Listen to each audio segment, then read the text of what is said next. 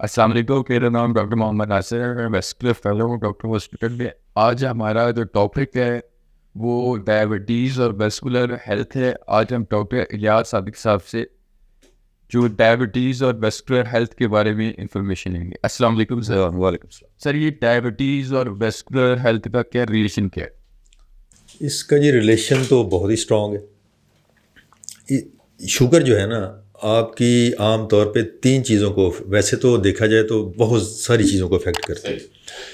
سر کے بالوں سے لے کے پاؤں کے ناخنوں تک ڈائبٹیز شاید ہی کوئی آرگن ایسا ہو جس کو چھوڑے، ہر آرگن کو افیکٹ کرتی ہے۔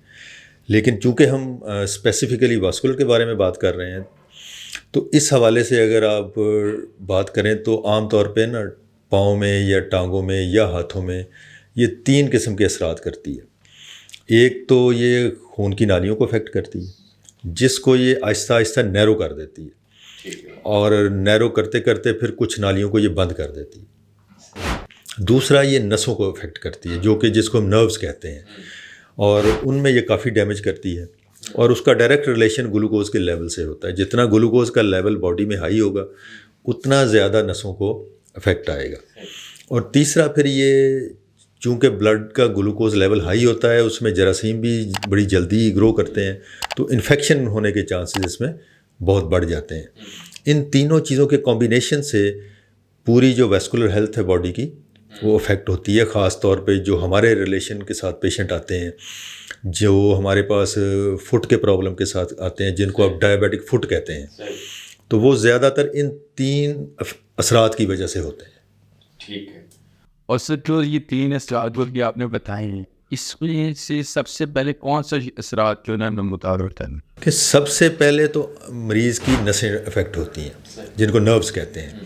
اب اس سے کیا ہوتا ہے کہ نسیں آپ کا کام کیا کرتی ہیں؟ عام طور پہ 3 چیزیں نسیں کرتی ہیں۔ ایک تو جو فیلنگ ہے اسکن کی، اور اسکن کے نیچے جو آرگن ہیں ان کی فیلنگ آپ کے دماغ کو بتاتی ہیں کہ یہ اس وقت حصہ ساتھ لگا ہوا ہے۔ آپ کو ٹچ فیل ہوتی ہے، ٹمپریچر فیل ہوتا ہے، گرم سرد فیل ہوتا ہے، اور آپ کو چوٹ کا درد فیل ہوتا ہے۔ یہ نسیں جب افیکٹ ہو جاتی ہیں تو یہ ساری فیلنگ ڈسٹرب ہو جاتی ہیں۔ دوسرا، نسیں کیا کرتی ہیں کہ آپ کے پٹھوں کو حرکت دیتی ہیں، جو موٹر فنکشن جس کو کہتے ہیں۔ تو جب ان نسوں کو افیکٹ کرتی ہیں تو وہ پٹھوں کی حرکت بھی افیکٹ ہونا شروع ہو جاتی ہے، اور پٹھے ویک ہونا شروع ہو جاتے ہیں۔ تیسرا ایک چیز ہوتی ہے جس کو آٹو امیون فنکشن کہتے ہیں، جیسے پاؤں میں اور ہاتھوں میں جس سے پسینہ آتا ہے، فار ایگزامپل کہ جب آپ کو پسینے کی ضرورت ہے تو پسینہ آتا ہے، تو جب یہ آٹو امیون فنکشن خراب ہوتا ہے تو پسینہ آنا بھی وہاں بند ہو جاتا ہے، تو وہاں سکن میں ڈرائینیس آتی ہے۔ جب سکن ڈرائی ہوتی ہے تو اس کے پھر اپنے پرابلم شروع ہو جاتے ہیں۔ تو سب سے پہلے جو افیکٹ ہوتی ہیں شوگر سے وہ پاؤں کی یا ہاتھوں کی نسیں ہوتی ہیں۔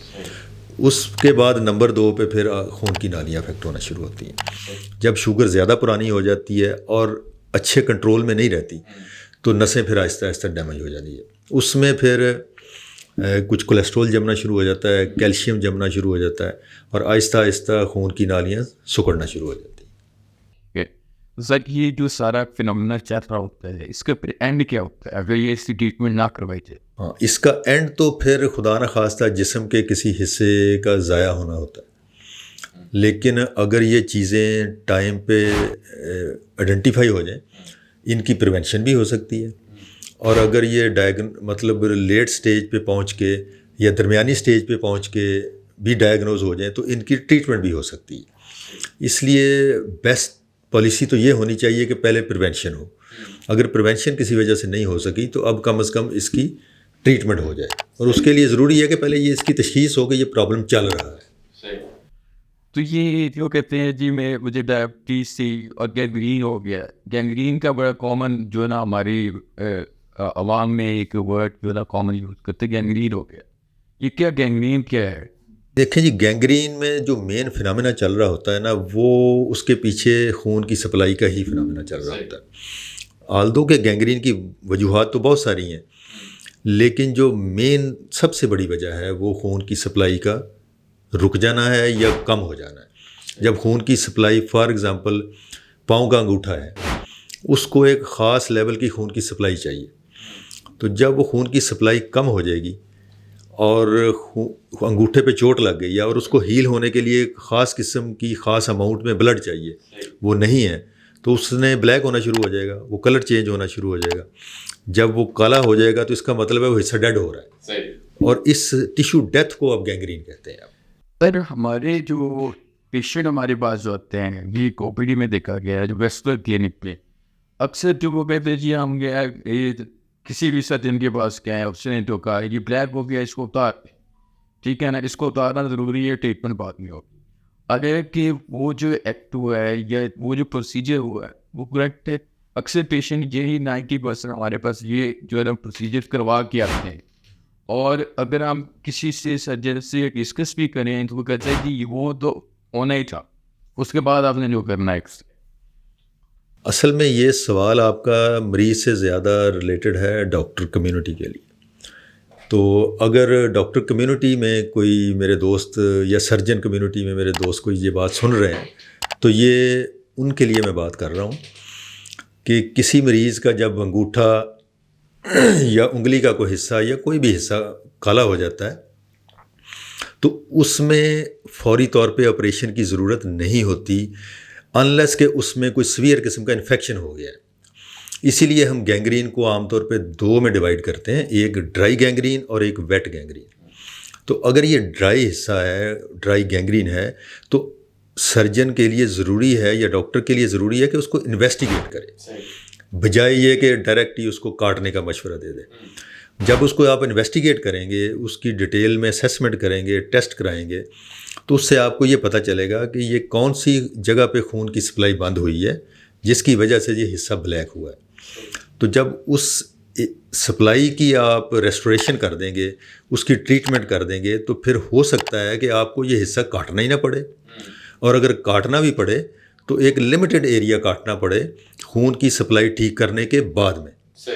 کیونکہ اگر یہ پہلے آپ کاٹ دیں گے تو یہ اب ڈرائی گینگرین تھی، آپ اس کو ڈرائی کو ویٹ میں کنورٹ کر دیں گے، اس میں ابھی انفیکشن نہیں تھا، آپ نے آپریشن کر کے اس کو انفیکشن میں کنورٹ کر دیا اور اوپن وونڈ بنا دیا، اور اس کے نہ تو اس سے مریض کی پین ٹھیک ہوگی، نہ مریض کو کوئی اور بینیفٹ ہوگا.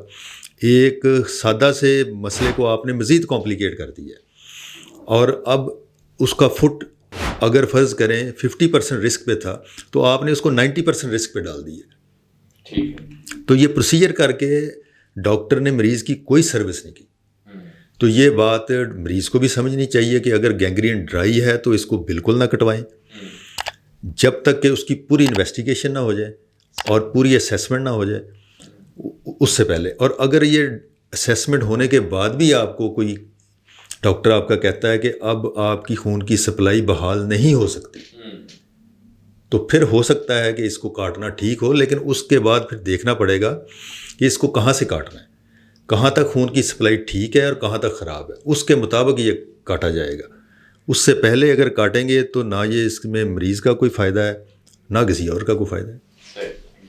سر ایک لاسٹ کوشچن ہے سر، یہ ڈائبٹیز کے جو پیشنٹ ہوتے ہیں اس میں ایک ورڈ یوز کرتے ہیں فوڈ کیئر، تو اس کا تھوڑا سا آپ بتا سکتے ہیں بھی فوڈ کیئر ہے کیا، اس کا کنسیپٹ کیا؟ جی، فوڈ کیئر ویسے تو کسی بھی آدمی کے لیے ضروری ہے، لیکن ڈائبٹیز کے مریضوں کے لیے اسپیسیفکلی بہت ضروری چیز ہے، اور اس کی مین وجہ وہی ہے جو ہم نے شروع میں بات کی کہ سب سے پہلے چونکہ ڈائبٹیز کے مریض کی نسیں ڈیمیج ہو جاتی ہیں، اس کی فیل کرنے کی سنسیشن ختم ہو جاتی ہے. تو فرض کریں اگر اس کو کوئی گرم چیز چھو گئی ہے، ایون اس کا پاؤں کوئلے پہ آ گیا ہے، تو ہو سکتا ہے اس کو پتہ ہی نہ چلے کہ آ گیا ہے. یا اکثر لوگ سردیوں میں ہیٹر کے پاس بیٹھے ہوتے ہیں اور پاؤں جو ہے وہ ہیٹر کے قریب رکھ دیتے ہیں، اور پاؤں اس کا ہیٹ سے جل بھی جائے تو مریض کو نہیں پتہ چلے گا کہ پاؤں جل گیا ہے. ہاں، اسی طرح کولڈ میں اگر ہے تو کولڈ اتنی لگ جائے گی تو اس کو نہیں پتہ چلے گا. تو یہ سب سے بڑی وجہ ہے کہ چونکہ اس کی سینسیشن خراب ہو چکی ہے، تو اس کے لیے ضروری ہے کہ وہ ہر وقت پاؤں کا دھیان رکھے کہ کہیں کوئی چوٹ تو نہیں لگ گئی، کوئی کانٹا تو نہیں لگا، کوئی زخم تو نہیں لگا.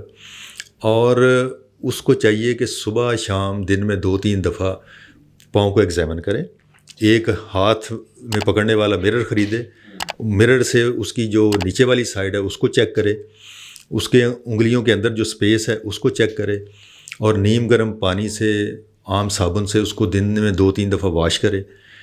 اور شوز جو ہے وہ کبھی بھی اوپن نہ پہنیں، ہمیشہ بند شوز یوز کریں، اور دن میں 1-2 دفعہ پاؤں کی آئلنگ بھی کرنی چاہیے، یعنی اس کو کوئی موئسچرائزر لگانا چاہیے تاکہ فٹ میں ڈرائینس نہ ہو۔